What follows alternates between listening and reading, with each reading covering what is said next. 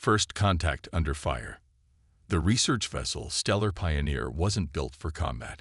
Its reinforced hull and powerful engines were designed for pushing the boundaries of human space exploration, not engaging in interstellar warfare. But as Captain Elena Rodriguez watched the unknown vessel materialize from quantum space, trailing plasma and debris, she knew this wouldn't be an ordinary research mission. Multiple quantum signatures detected, Captain. Lieutenant James Chen called from his sensor station. The damaged vessel's power emissions are like nothing in our database. But the pursuing ships, he paused, frowning at his readings. They're showing organic and mechanical signatures simultaneously. Elena straightened in her command chair, years of deep space experience kicking in.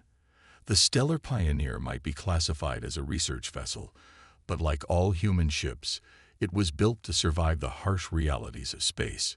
Humanity had learned early that the difference between a research mission and a survival situation could be measured in microseconds. Full scan of the damaged vessel, she ordered. And get me a damage assessment. Dr. Werner, what are we looking at? Dr. Sarah Werner, the ship's xenobiologist, was already analyzing the incoming data. Her dark eyes widened as the information scrolled across her holographic display. The vessel's hull. It appears to be composed of crystalline structures unlike anything we've encountered. But there are life signs aboard. Thousands of them. They're in some form of suspended animation, but their biological patterns are degrading. The pursuing vessels emerged fully from quantum space, sleek, predatory shapes that seemed to blur the line between living tissue and machine. Their organic hulls rippled with metallic patterns, weapon ports opening like hungry moths. A transmission cut through their communications, distorted but desperate. To any sentient vessels within range, we carry refugees. Our stasis systems are failing. The harvesters, they track us through quantum space. Please, our children are aboard. Elena didn't hesitate. The Stellar Pioneer might not be a warship, but its research mission had required some unique modifications. Engineering, redirect power from the quantum field research arrays to our shields. Dr. Kumar, remember that gravimetric pulse we were developing to study stellar cores. Dr. Raj Kumar's voice came back instantly, understanding dawning in his tone, the one that kept accidentally creating micro-singularities. It's not exactly stable, Captain. Perfect. How quickly can you modify it to create a disruption field between us and those pursuit vessels? That would be completely untested and potentially catastrophic, Kumar replied, already typing commands into his console. Give me 3 minutes. Elena allowed herself a grim smile. You have to. Helm, bring us about. Position us between that refugee ship and their pursuers. Communications, send to the refugee vessel. This is Captain Rodriguez of the Earth research vessel Stellar Pioneer. We're moving to assist. Can you execute a short quantum jump to our coordinates? The response came back weaker this time. Negative. Quantum drive critically damaged. Stasis systems failing. 5,000 souls aboard. Please. Medical, prepare for emergency evacuation protocols. Elena ordered. Engineering, stand by with emergency power to cargo bay containment fields. We might need to get creative with life support for our new guests. The pursuing vessels, the harvesters, showed no interest in communication. They accelerated, organic weapon ports pulsing with energy. The first shots splashed against the Stellar Pioneer's shields, designed to withstand the gravitational forces near black holes. Shields holding at 89%, Chen reported. Their weapons are exotic, but nothing compared to the stress of a neutron star's gravity well. Dr. Kumar. Gravimetric pulse modified, Captain. But I should warn you, this could either create a temporary disruption field or turn this entire sector into a very interesting physics experiment. Elena watched as the harvesters moved into an attack formation, their organic hulls rippling with predatory grace. They clearly weren't expecting significant resistance from what their sensors must show as a primitive research vessel, a mistake they were about to regret. Humanity didn't get this far in space by playing it safe, Elena said. Execute gravimetric pulse. Full power. The experimental device activated, and space itself seemed to shudder between the vessels. The gravimetric pulse, originally designed to probe the hearts of stars, created a cascade of micro-distortions in the fabric of space-time. The Harvester's organic hulls, so perfectly adapted for conventional warfare, found themselves being pulled apart by thousands of localized gravity fluctuations. 2 Harvester vessels experiencing critical hull stress, Chen reported, unable to keep the excitement from his voice. They're breaking off. The third is, their hull is actually tearing apart. Get a tractor beam on that refugee ship, Elena ordered. Engineering, prepare for emergency docking procedures. Dr. Werner, I need protocols for potentially non-standard life support requirements as soon as possible. She opened a channel to the refugee vessel. Hold on. We're bringing you in. Welcome to human space. As the Stellar Pioneer's tractor beam locked onto the crystalline vessel, Elena reflected that this was hardly the first contact scenario anyone had trained for. But then, humanity's greatest strength had always been its ability to adapt, to face the unknown with determination and ingenuity. As her crew rushed to save thousands of unknown aliens from cybernetic hunters, she knew this would be just the beginning of a much larger story. They had come seeking the mysteries of the cosmos. Instead, they had found a war. And humanity, as always, would rise to the challenge. The steel solution. The cargo bay of the Stellar Pioneer had never been designed to house refugees, let alone crystalline aliens whose bodies seemed to exist in a state between matter and energy. Yet human ingenuity had always thrived under impossible constraints. Dr. Sarah Werner stood at the entrance to what her team now called the Crystal Garden, watching as thousands of alien stasis pods pulsed with soft, multicolored light. Each contained a Lumini refugee, their crystalline forms suspended in a state of partial quantum coherence. The name they called themselves translated roughly to Children of Light, though the literal meaning was closer to those who dance between stars. Their stasis technology is incredible, Dr. Kumar said, adjusting his scanning equipment. But it was never meant to run this long. The quantum field degradation is accelerating. He gestured to his holographic display, where complex waveforms showed increasingly erratic patterns. Captain Rodriguez approached, her boots making a distinctive sound on the metal deck plates. Give me the situation, doctors. Sarah exchanged glances with Kumar before responding. The good news is we've stabilized their immediate power requirements. The quantum field generators we use for our research can maintain their stasis pods, but she hesitated. But we're burning through our reserves, Kumar finished. Even with all non-essential systems shut down, we have maybe 72 hours before we face total power failure. Elena nodded, her expression grim but determined. And the Harvesters? Our gravimetric pulse bought us time, but their organic technology adapts quickly, Kumar explained. Next time they find us, they'll be ready for it. Then we need to be ready for them first. Elena turned to the crystalline form floating beside them. Ambassador Lyra, the only Lumini who remained out of stasis to serve as liaison. The alien's form rippled with patterns of blue and gold, their method of expressing emotion that the humans were still learning to interpret. Your weapons technology. Lyra's thoughts translated directly into their minds through the quantum interface they'd jury-rigged from research equipment. It is unexpected.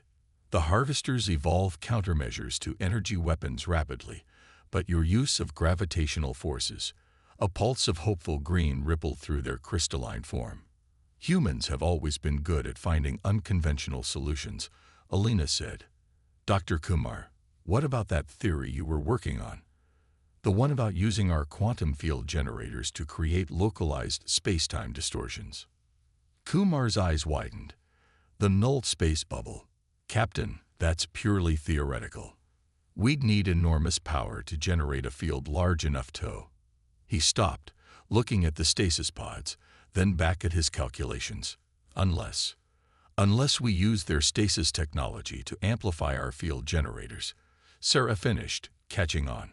The quantum resonance could multiply our output exponentially. Lyra's form pulsed with rapid colors. Such a combination would be unprecedented. Our people have always focused on pure energy manipulation, the idea of combining it with crude gravitational technology. Sometimes the crude solution is the most effective, Elena said, especially when your enemy isn't expecting it. How quickly can we modify our systems? The next 48 hours became a blur of activity. The Stellar Pioneer's research equipment, designed to study the fundamental forces of the universe, was repurposed into a defensive system unlike anything either species had created before. Human gravitational field generators were linked to Lumini quantum matrices, creating a hybrid technology that defied conventional physics. The cargo bay transformed into a combination refugee center and engineering lab.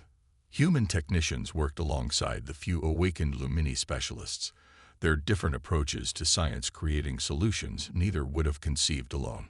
Where the Lumini thought in terms of pure energy and quantum states, humans brought their practical experience with gravity manipulation and their instinctive understanding of using physical forces as weapons. "It's beautiful," Sarah said, watching as the first successful test created a sphere of distorted spacetime, visible only as a slight shimmer in the air. The quantum field amplifies our gravitational effect by several orders of magnitude, while our gravity generators stabilize their quantum matrix. "Beautiful and deadly," Kumar added. Any organic technology entering this field would have its molecular structure completely disrupted. Even their adaptive capabilities couldn't compensate fast enough. Elena studied the tactical displays, showing the modified sensor grid they'd established around the ship.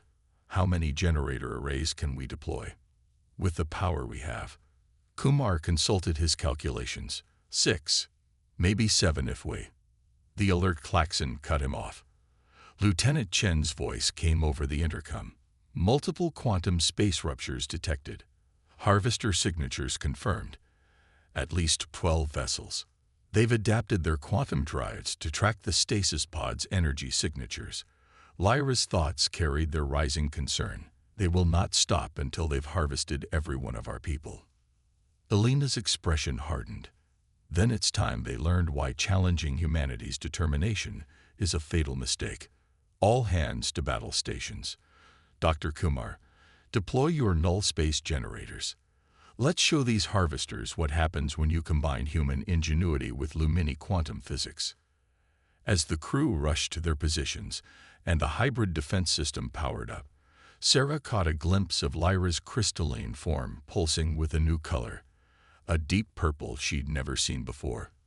Later, she would learn it was the Lumini expression for hope mixed with awe, the moment they realized that their people's salvation might come not from advanced quantum technology, but from the stubborn determination of a species that refused to accept impossible odds. The harvesters were about to learn that sometimes the most dangerous technology isn't the most sophisticated. It's the kind born from necessity and powered by the unshakable human drive to protect those in need. Evolution of Alliance. Space warped and twisted around the Stellar Pioneer as the first wave of harvester ships emerged from quantum space. Their organic hulls had evolved since the last encounter, now covered in chitinous plates that rippled and shifted like living armor. But humanity's defenders were ready. "Null space generators online," Dr. Kumar reported from his modified research station. "Quantum resonance field stable at 120% of theoretical maximum." He shared a quick glance with the Lumini engineer beside him, whose crystalline form pulsed with determination. Captain Rodriguez watched the tactical display as the harvesters split into attack formations. "They've adapted to our previous tactics," she noted, "but they haven't seen everything we can do. Deploy the gravity nets." The space around the Stellar Pioneer shimmered as 7 precisely calibrated null space generators activated. Each created a zone where space-time itself became hostile to organic technology. The harvesters' leading vessels flew directly into the trap, their living hulls suddenly subjected to conflicting gravitational forces amplified by Lumini quantum mechanics. Two harvester ships experiencing critical structural failure, Lieutenant Chen called out.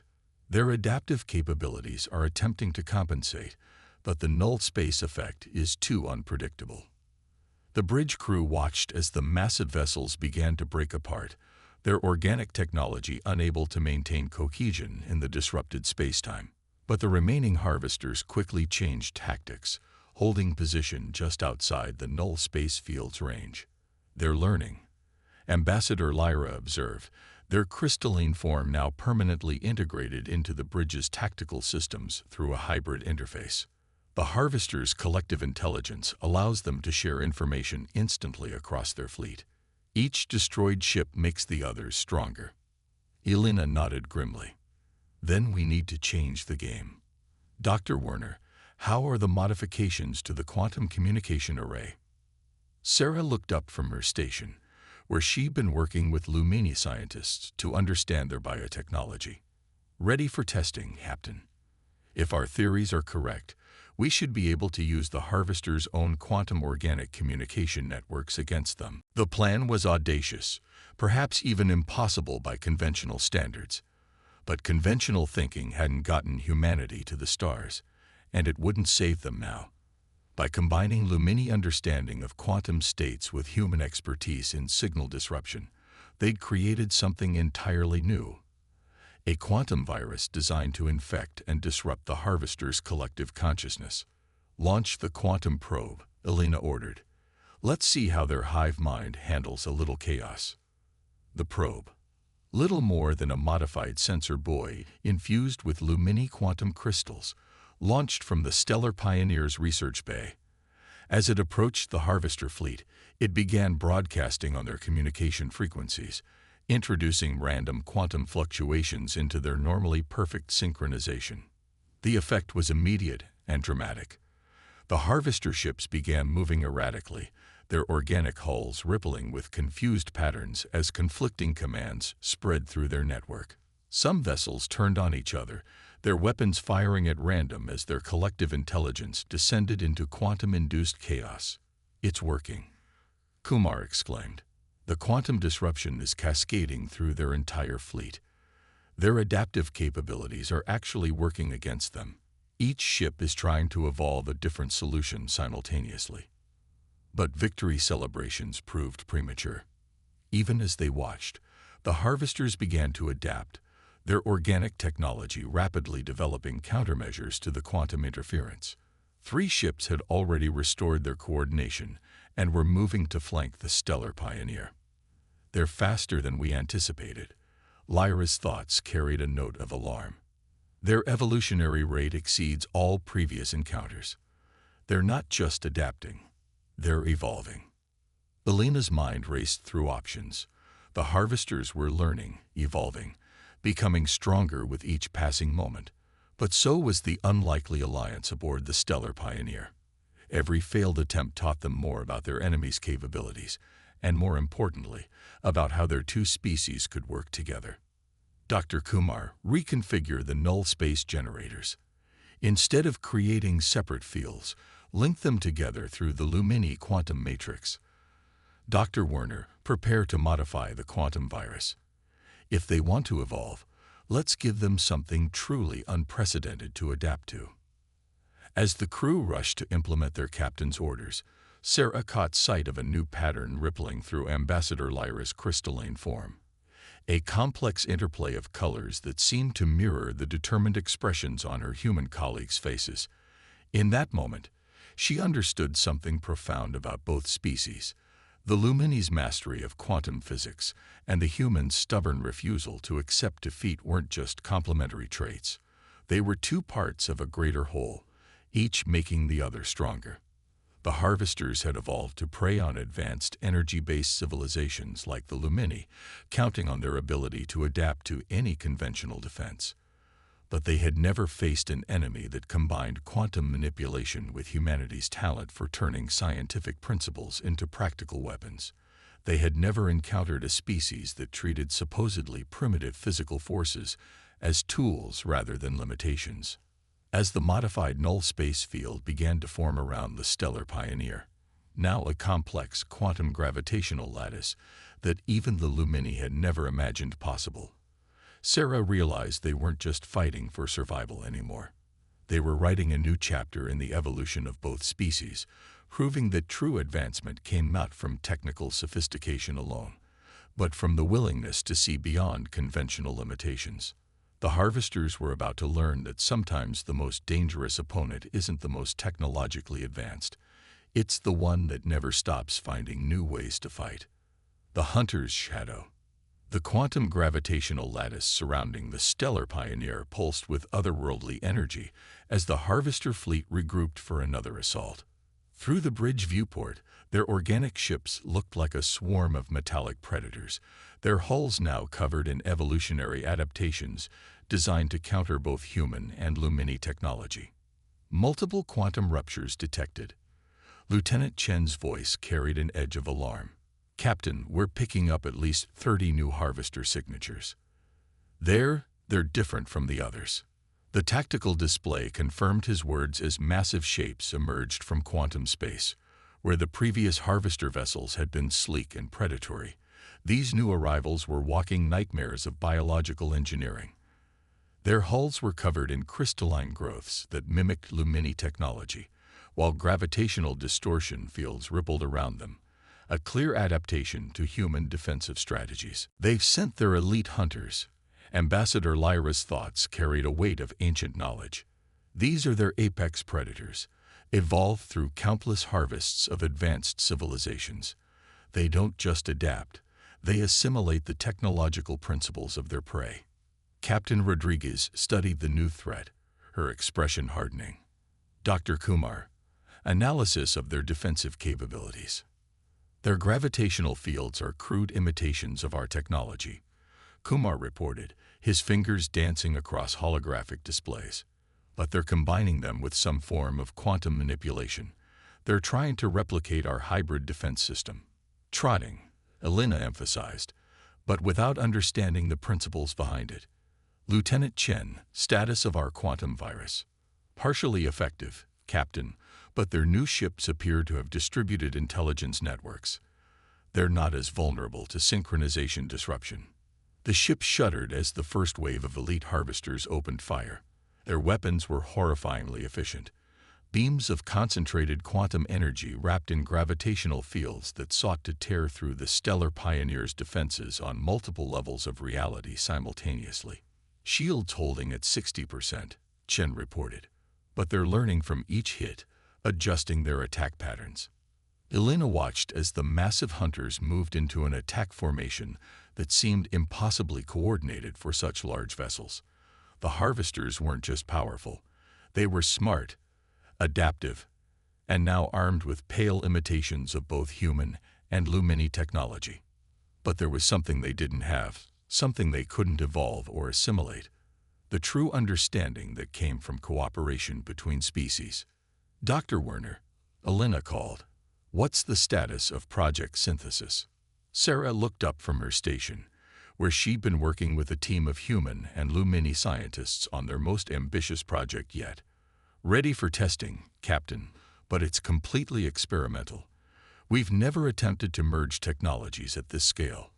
Project Synthesis was the culmination of everything they'd learned about combining human and Lumini approaches to science. It wasn't just a weapon or a shield. It was a fundamental reimagining of how two radically different species could work together. "The Harvesters adapt to what they can observe and analyze," Elena said. "Show them something they can't possibly understand. Execute Project Synthesis." Sarah and her Lumini counterparts activated their hybrid systems. The quantum gravitational lattice around the ship began to change, its energy patterns shifting into configurations that defied conventional physics. Human gravitational technology provided the framework, while Lumini quantum manipulation filled it with possibilities that neither species had imagined possible before their alliance. The effect on the Harvester fleet was immediate and spectacular. Their attempts to analyze and adapt to the new phenomenon caused cascading failures in their evolved systems. Ships that tried to assimilate the hybrid technology found their organic computers overwhelmed by principles that required true cooperation to understand. "Their front line is breaking up," Chen reported, unable to keep the excitement from his voice. Their adaptive algorithms are stuck in a feedback loop. They keep trying to evolve countermeasures, but each attempt just makes them more vulnerable. Through the quantum interface, Sarah felt Lyra's consciousness resonate with a complex mixture of emotions. They cannot comprehend what we've created. The ambassador's thoughts carried a note of wonder. Their entire existence is based on assimilation and adaptation. But this requires something they've never encountered. True synthesis between different forms of intelligence. The Stellar Pioneer's hybrid defense system continued to expand, creating a zone of space where the laws of physics themselves seemed to operate according to principles born from the combination of human and Lumini science. The elite harvester ships, for all their evolved power, found themselves trapped in a reality they couldn't adapt to fast enough. But even as they watched their success, Sarah noticed something concerning in her readings. Captain, the power requirements for Project Synthesis are massive. We can't maintain this field indefinitely. Elena nodded grimly. We don't need to. We just need to show them that there are some things they can't assimilate, some advances that can only come through cooperation and understanding. She opened a channel to the entire ship. All hands, prepare for quantum jump. Let's show these hunters why humanity never travels alone. As the Stellar Pioneer's quantum drive spooled up, the elite harvester fleet found itself facing a choice they'd never encountered in all their evolutionary history: adapt or retreat. For the first time, adaptation might not be enough. Dawn of unity. The quantum jump left reality twisted in their wake as the Stellar Pioneer emerged at the coordinates Captain Rodriguez had chosen. The massive orbital shipyards of Delta Station, where once there had been a single research vessel facing an overwhelming force, now the combined might of humanity's deep space fleet stood ready for battle. Multiple contacts, Lieutenant Chen announced, but this time his voice carried triumph rather than alarm. 5 heavy mining vessels, 3 research stations, and Captain, the EFS Dauntless has arrived with its battle group. Through the bridge viewport, Elena watched as humanity's response to the harvester threat took formation around them. The ships weren't sleek or elegant. They were bulky, over-engineered behemoths built to survive everything from solar flares to black hole gravity wells. Each had been retrofitted with the hybrid technology developed aboard the Stellar Pioneer, their hulls now gleaming with the distinctive shimmer of Lumini quantum fields merged with human gravitational engineering. The harvesters follow. Ambassador Lyra reported, their crystalline form pulsing with complex patterns. Their elite fleet has committed fully to the pursuit. They cannot allow our success to threaten their dominance. Good, Elena said, allowing herself a grim smile. Let's show them what happens when they push humanity into a corner. All vessels, execute Operation Firewall. The human fleet moved with practiced precision, forming a 3-dimensional grid pattern that Dr. Kumar had calculated would maximize the effectiveness of their hybrid defense systems. Each ship projected its own quantum gravitational lattice, the fields merging and reinforcing each other in ways that even the Lumini had never imagined possible. When the harvester fleet emerged from quantum space, they found themselves facing not just superior numbers, but an entirely new paradigm of warfare. The space between the human ships became a maze of overlapping fields where physical laws themselves seemed to break down and reform according to principles born from the cooperation between 2 species. They're attempting to adapt, Sarah reported from her science station, watching as the organic hulls of the harvester vessels writhed with rapid evolutionary changes. But each ship is developing different mutations. Their collective intelligence can't agree on how to counter our combined technology. The elite hunters, proud apex predators of countless harvests, found themselves outmaneuvered not by superior technology, but by the impossible synthesis of 2 different approaches to understanding the universe. Their organic computers, designed to analyze and adapt to any conventional weapon, couldn't process defenses that required true cooperation to comprehend. Multiple harvester vessels showing signs of systemic failure, Chen called out. Their adaptive algorithms are corrupting their own command and control systems. But the harvesters weren't finished. Their flagship, a massive organism machine hybrid nearly twice the size of the others, began to pulse with ominous energy. Its crystalline growths, stolen and perverted from countless harvested civilizations, aligned into patterns that spoke of desperate power. They're attempting to force evolve their entire fleet simultaneously. Lyra's thoughts carried urgent warning.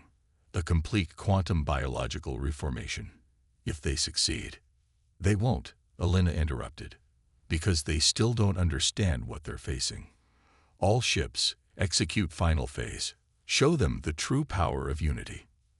At her command, the human fleet's formation shifted. The quantum gravitational lattices merged into a single massive field that encompassed all of their ships. But this wasn't just a defensive measure.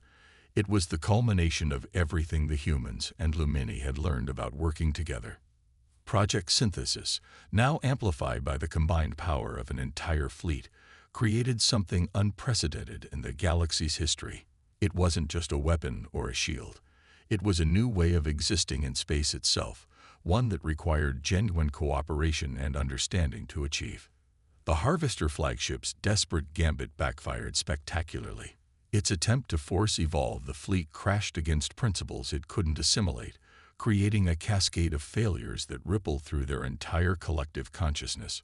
Ships began to break apart, their organic technology unable to maintain cohesion in the face of something that transcended mere technical advancement. "They're retreating," Chen announced, watching as the surviving harvesters flood into quantum space. The entire fleet. They're actually running. But Elena knew this wasn't just a victory over the harvesters. As she watched the combined human-Lumini defense field shimmer around their fleet, she understood they had achieved something far more significant.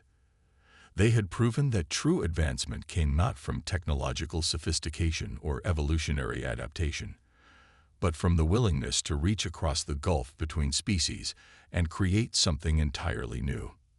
This is only the beginning. Lyra's thoughts reach everyone on the bridge, their crystalline form pulsing with colors that spoke of hope and determination. The harvesters will return, evolved and stronger, but they will find us stronger still, because we understand something they never will: the power of genuine cooperation. Sarah stepped forward, her eyes bright with the possibilities she could see unfolding. "We've barely scratched the surface of what our species can achieve together. The harvesters adapt and assimilate, but we create and synthesize." Elena nodded, looking out at the assembled fleet that represented humanity's first step into a much larger universe. "Then let's show the galaxy what humanity and the Lumini can really do together. It's time to take the fight to them." As the combined fleet prepared for their next move, Elena reflected that this was how humanity had always advanced, not by dominating or assimilating, but by reaching out, by learning, by finding strength in differences rather than similarities. The harvesters had evolved to be the perfect predators, but humanity and the Lumini had evolved something far more powerful: the ability to work together, to combine their knowledge and strengths in ways that created something greater than either species could achieve alone. The dawn of a new era had arrived, and for the first time in their long history of adaptation and conquest, the harvesters had encountered something they couldn't assimilate: the power of true cooperation between different species. It was a lesson written in quantum fields and gravitational forces, in crystalline light and human determination, a lesson that would reshape the galaxy itself. Sometimes the greatest evolution isn't in technology or biology, but in the ability to reach across the stars and form bonds that transcend the boundaries between species.